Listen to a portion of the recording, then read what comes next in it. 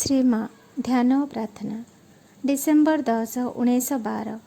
हे परम विधाता शाश्वत गुरु, पुणी थरे तू मते निसंशय भावे बुझाईदेलु तो निर्देश उपरे पूर्ण निर्भरता की अनुपम सफलता आनिदिए।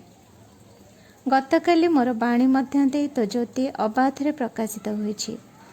यंत्र होइछि सुनम्य अनुगत शाणित। सकल वस्तु सकल जीव मध्य तू कर्म करुछु।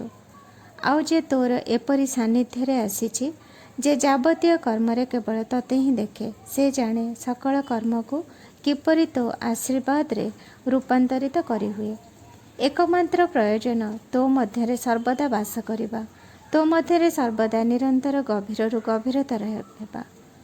मिथ्या माया इंद्रियर छलना को अतिक्रम करी अथच कर्मरे वितराग न होई ताहाको अस्वीकार बा परित्याग न करी, कारण सेपरी संग्राम निष्फल अश्रेयस्कर।